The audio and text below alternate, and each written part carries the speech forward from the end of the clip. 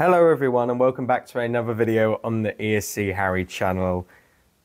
I hope you are all doing very well indeed at this point. As you can tell by the title, this is the day after the Eurovision Song Contest 2025. This, I warn you now, will not be a very high edited video. You'd argue that most of my videos are not high edited, but this one in particular, it'll be basic cuts. There won't be like a normal intro, there won't be a backing track or anything like that. Basically, I had a bit more time in my hotel room than I initially thought, because they thankfully let me stay until I have to get my flight. And I was gonna do this video when I got back, I should say. I'll probably just leave that in, because why not? But I was like, you know what? Day after now feels like a good time to just speak about not only what happened last night, but what's happened last week, and for me, the last year as well. So yeah, the more produced videos will come when I get back. I promise they'll be in every country video, of course, and there will be a general reaction, I think, to Eurovision 2024, where I go more in depth on the results and just the songs. And I do have another idea, which I might also do, which is one of my more longer form like list videos as well. So they'll all be coming when I get back, but this is just more a general speaking video. God knows how long it will be, and it might do naff all views, but we'll just see. You know, it's just me speaking to the camera and just speaking to you. So, first of all, the winner, Austria, really good winner. An absolutely fantastic winner. The third year in a row that the juries have decided the winner, in terms of it was the jury winner, but not the winner of the public vote. That's a whole other discussion. I think this year, I said on Instagram, long live juries, and for many reasons, partly because they rewarded quality like this, and it's a fantastic entry. I know there's comparisons to Nemo and The Code, and just in terms of style and everything like that, I think this has enough differentiation. I thought the staging was fantastic. It immersed you in a completely different world. It's going to be one of those stagings when we look back in recaps and be like, wow, this really stands out as a staging. And I might go into more details on Austria and JJ in subsequent videos when I'm focusing more on the songs themselves. But yeah, congrats on JJ. Congrats to JJ. He seems like a lovely guy. If anyone's seen my Sissel interview, you know he probably sent some pictures of himself on the toilet with the Eurovision trophy to various people. If you don't know what I'm referring to, click my Sissel interview link. I might leave it here. If not, it's on my channel somewhere. On to the thing that maybe people more are talking about now, in Israel finishing in second place. So I'm not going to discuss too much on the politics of it, because I don't want to. I effing hate politics, I'll be honest. Just in general, that's why I don't really speak about it much on my channel. If I do, it's within a comedy joke in my every country video where I know people are going to laugh and not have a ferocious debate on it, because I don't like living in that world. And here's what I will say on the matter. And I don't think in any way this necessarily reflects my views on the war in Gaza or anything like that. But let me just say this. Israel won the televote. We will know very evidently the reasons why when we see the Spotify numbers and when we see how this song performs outside of the contest. Because if you've been backed by the public and the result is not based on external factors when it comes to the war in Gaza or the significant budget being produced in advertising for this entry, which is a fact, they were advertising for this entry. That's not a controversial, sneaky take. We'll find out soon if that's the reason. For fact, we all assume it is now, but for fact, we will find out that's the reason when we see the Spotify numbers and when we just see how the song performs outside of the context of showing support for Israel or just voting for them for whatever reason. I'm not saying that people did not like this song. I'm just saying they didn't like it. I doubt they liked it. 297 points. But obviously, as we can imagine, the effect, I can imagine a lot of that had on Israel coming so close to winning. I know I was watching the Arena Plus with my good friend Connor from Eurovision. If you don't know him, please check out his podcast. Him and Louise and Alex do tremendous work. They really do. I know there was a fear.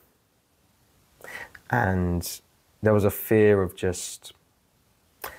Let's just say that for Eurovision, I think for various people, Eurovision has a more substantial importance in their life and just their friendships and the events they do throughout the year.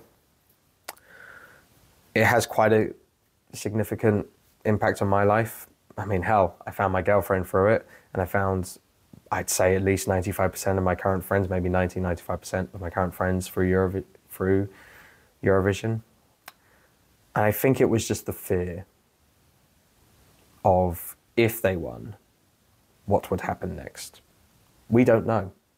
We don't know. And there still will be a broader conversation about it, whatever side you fall on the debate, there will be that conversation, whether it be amongst the fans or whether it be actually for once amongst the EBU and the delegations for next year, because that was close.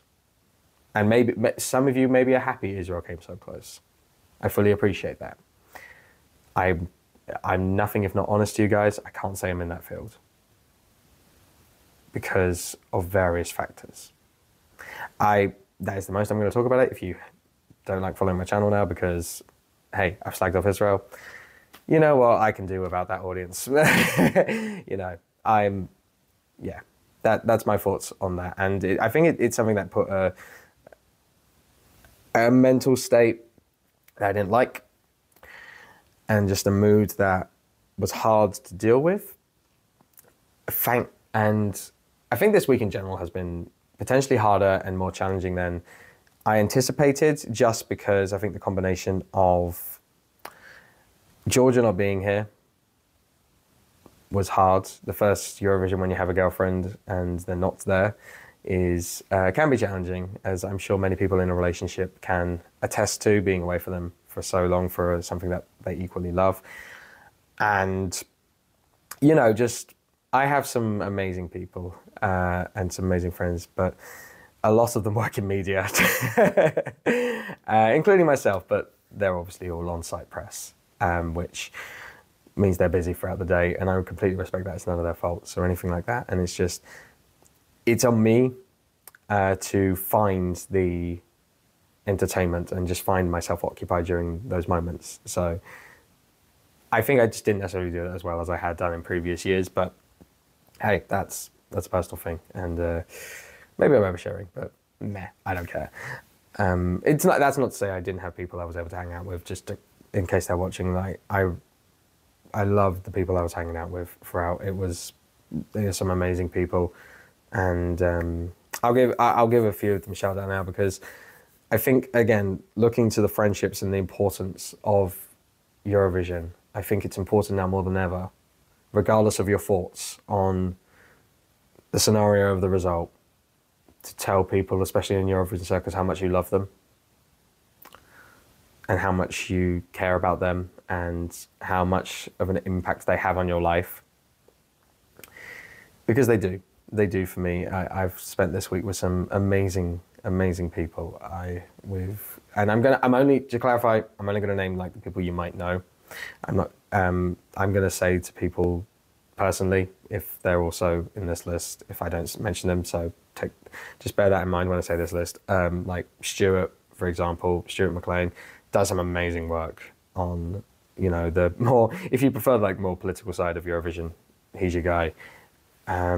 Roy and Noosh, just two absolute legends. The German gang, as we've called ourselves, because we all stay in Germany and have got many taxis home after Euro Club. Two angels, really. I've got nothing but amazing things to say about them. I met Dale from Aussie Vision on this trip. What an absolute legend. Like, oh my word. And Liv as well from Aussie Vision. Like, they're just a bundle of fun and entertainment, and it's wonderful people. I can't wait to see them in future Eurovisions. Fame, Eurovision, I don't know if that's I don't know if his identity's been revealed. I'm just going to say call him Fame. He does have a YouTube channel. Fame, if you're watching this, let me know if I can say your channel in future editions. I might put it in the description, actually. I'd sod it. I'm going to put it in the description. But a lovely guy. Always fun, always bonkers. I met also, you see, Factful on this trip. Amazing, does some amazing work on TikTok. And again, very amazing. Mark and Danny as well, from combination of Eurovision Hub and Wind Machine Productions. Some of my longest term friends now in Eurovision.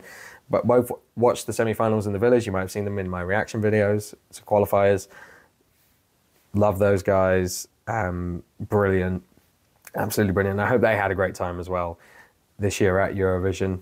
And then finally, like Connor, my friend, probably my longest serving friend. Oh, I kicked the mic snap. Who cares? My longest serving friend in Eurovision. Watching the final with him, always special when I get to see him. And yeah, I'm glad I had him for that moment in Basel for the results. I think it was I needed it, and it was a special moment. And then the final thank you I'm going to give is to you guys, and this is more a general one.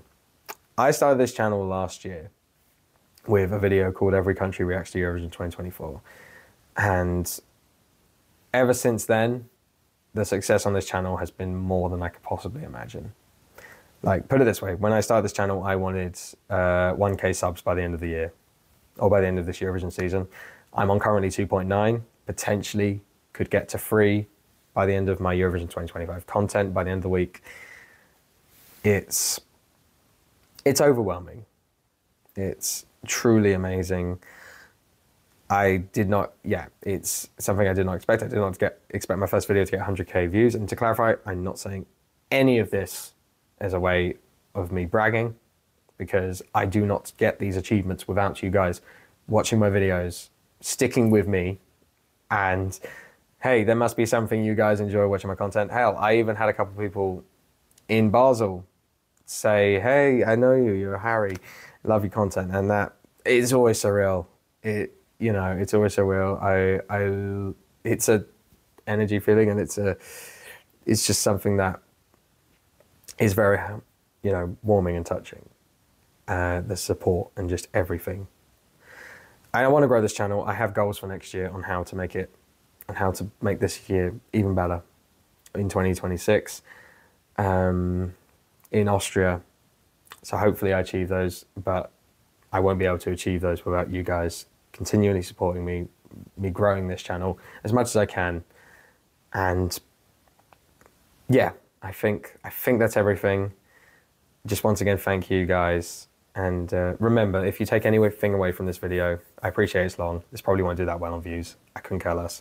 If you take away anything from this video and you watch it, tell either your Eurovision friends or just the people you love that you love them. Because you don't know when they'll need it most. And maybe they'll want to hear it regardless. Anyway, I hope you enjoyed this little monologue, I suppose is the best way to say it. And as I said, regular content is going to be on this channel once I get back from Basel and can film the Every Country videos. Believe it or not, I did not pack enough shirts for that video to be able to do it now. It's going to be back as soon as I get back. It's going to be sorted as soon as I get back. So some more comedy and some more light, as I like to bring in times like this in particular. So I hope you enjoyed this video, and I'm not going to do the like and subscribe thing. It's not that kind of video. But yeah, I'll definitely say though, take care, guys.